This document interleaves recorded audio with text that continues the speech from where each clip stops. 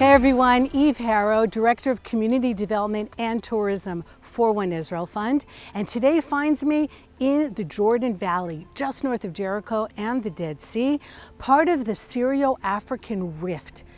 Why is that meaningful? Well, this rift is the longest one in the world. Goes from Turkey all the way down to Zimbabwe. Twice a year, there is a bird migration in this rift. The birds now, in a very few weeks, as it starts to get cold in Europe and in Asia, are going to be flying by the millions, by the hundreds of millions, down through here to Africa, where they're going to spend the winter. And then in the springtime, around April, around Passover time, when there is too much jockeying for the natural resources in Africa, they're going to fly back up north, and that's where they're going to breed back in Europe and in Asia. How do they do this? How do they know where to go? There seems to be some kind of magnetic connection between their brains and the earth. But the Torah talks about this bird migration. I'm reading to you here from Jeremiah chapter 8. Even the stork in the sky knows her seasons, and the turtle dove, swift and crane keep the time of their coming, but my people pay no heed to the law of the Lord. What is Jeremiah saying? Remember, Jeremiah is the prophet at the end of the First Temple period, about 2,600 years ago. And the people have gone off the path. They've gone off the derech. They're worshiping other gods. They're not following the Torah. They're not behaving the way they're supposed to behave. And what is going to be coming up, and we know that it happens, is the destruction of the First Temple and the exile into Babylon. But how does Jeremiah make his point to the people that they have lost their way? Via the bird migration. And everybody knows what he's talking about. Even the birds know how to fly. They know the straight path how to fly, and you have lost your way. If you said that to somebody in Melbourne or in Los Angeles, they wouldn't understand the reference that you're making. But because Jeremiah is here in the land of Israel, speaking to the Israelites, to the Judeans, they know exactly what he's saying. They understand the reference. They have lost their way. To read Jeremiah, to read the prophets without understanding the backdrop and the context of the land of Israel is to miss most of the story. And we see it today.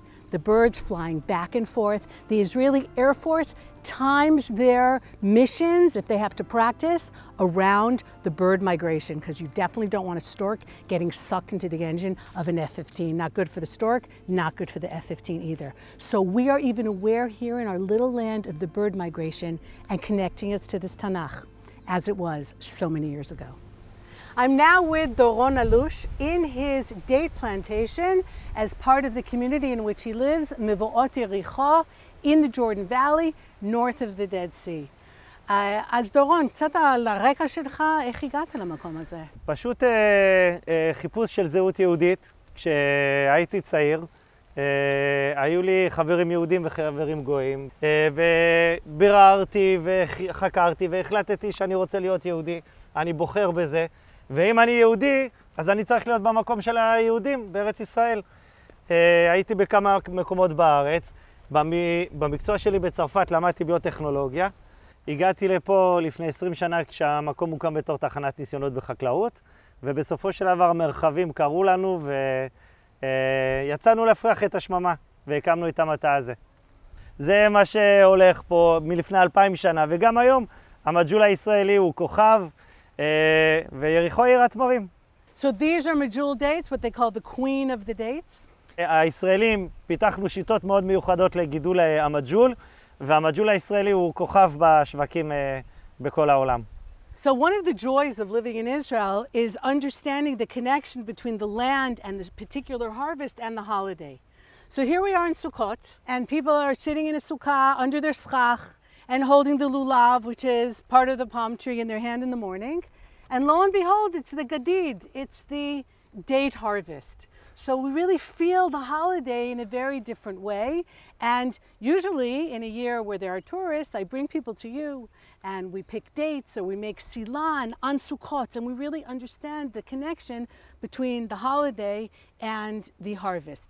How do you see that, the connection for Sukkot and for the date harvest? לקראת הסוכות, ראש השנה, החגים, אנחנו בשיא עונת הגדיד, ובעצם על הפרי הזה עבדנו כל השנה.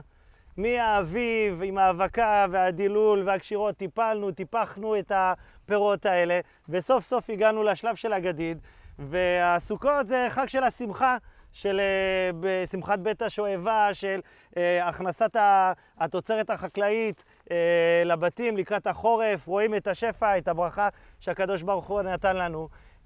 ובעצם שחיים בארץ ישראל ומגדלים תוצרת חקלאית בישראל, הכל מתחבר עם החגים, עם המסורת, עם המזג האוויר, עם האדמה.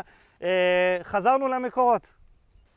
יהודי מגיע למשהו חדש, 2000 שנה לא התעסקנו בחקלאות, לא ידענו מה זה טוריה, מה זה מעדר, הגענו לארץ, למדנו הכל מחדש, אבל זה לא מספיק לנו להפעיל את המעדר, אנחנו גם מפעילים את הראש, וכל הזמן מנסים לשכלל ולשפר ולעשות עוד יותר טוב. עץ תמרים צריכים המון מים, הם צריכים דשן, וזה דברים שעולים המון כסף במדבר. בצד שני אנחנו גם רוצים לפנק את העץ ולתת לו את כל מה שהוא צריך, אז עושים מחקרים של שנים על גבי שנים וניסיונות ובודקים כל דבר כדי בצד אחד לפנק את העץ ובצד שני לא לבזבז דברים שאין לנו כדי להגיע לתוצאות הכי טובות. הרוחנית יותר, אנחנו פשוט בדור של גאולה, וארץ ישראל נותנת את פירותיה בעין יפה לקראת עם ישראל שחוזר לארצו. דוד המלך כתב בספר תהילים, צדיק התמר יפרח. כשאנחנו לומדים ומכירים את העץ תמר, אנחנו רואים שהוא גדל בתנאים מאוד קשים. באחד מהמקומות הכי חמים שעל כדור הארץ. והוא שותה מים מליחים, מה שהוא מצליח למצוא כדי להסתדר עם זה. ממש בקשיים מאוד גדולים. אבל הוא מאוד מחובר לעולם הזה. יש לו שורשים מאוד עמוקים. הוא חי במציאות הזאת, הוא לא מתנזר, לא בורח מהקושי. הוא חי את הקושי, מתמודד עם כל הקשיים האלה, הוא לא רב עם השכנים שלו. יש לו את הסיבוב של הכפות שהוא צריך מסביבו, זה מה שהוא צריך וזה מספיק לו, הוא לא רב עם השכנים, ועם כל הקושי הזה, השאיפות שלו תמיד הם למעלה.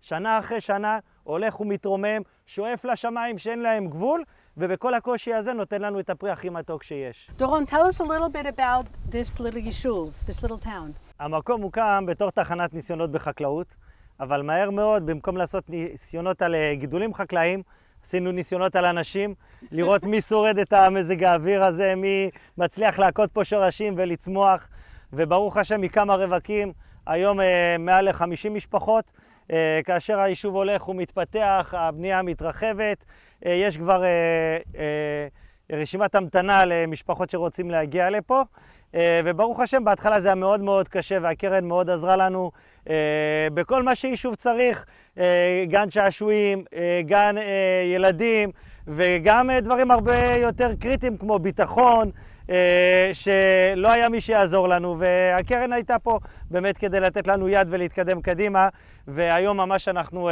מתפרצים לכל עבר ומפריחים את המדבר. When I came down here today, and I hadn't been here for a while, Doron was so excited, as a tour guide nerd that I am, to show me what they just uncovered as they're expanding the community. Doron, where are we standing? המטמעים מתקופה חשמונאית, יותר מ2000 שנה, במדבר אין מים, וכשמוצאים איזשהו מקורות מים, אז צריך לנצל אותם במקסימום. והאבות שלנו לפני 2000 שנה הקימו מערך של המטמעים, אדירה של עשרות קילומטרים, להוביל מים מהמקורות למקומות היישובים. עם ישראל יצא לגלות, המטמעים הזאת נהרסה, והנה חזרנו הביתה, ואנחנו מגלים אותה מחדש, ואנחנו פה רואים, הנה, אנחנו חזרנו הביתה, פשוט חזרנו הביתה. Doron spoke about the famous psalm, Tzadik Ketama Yifrach, a righteous person is like a palm tree. And I want to suggest maybe another thought on that.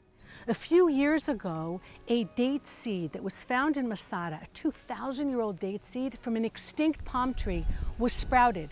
It was a male called Methuselah, been growing in Kibbutz Keturah. And just recently, other seeds were also sprouted. And one of them was a female named Hannah, from Wadi Makuch, not far from where we are here in Mevo'ot Yericho. Well, Methuselah and Hannah got together, two extinct palm trees, and they have now had baby dates.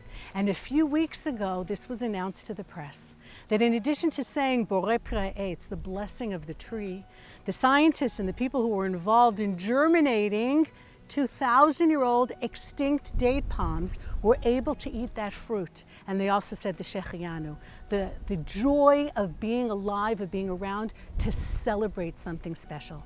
So maybe that's what a tzaddik, a righteous person, that's how it's also connected. And in the right context, in the right atmosphere, in the right conditions, what a righteous person said and how he lived his life never really dies, but can come back literally to fruition. The Bible, the land of Israel, even the fruit that grows here is so connected and has so many layers of meaning. So hopefully wherever you are in the world, you will be well, and we will come through this time because there's always hope, and there's always renewal, and there's always revival. And I hope to see you here next year in the land of Israel. Sukkot sameach to all of you.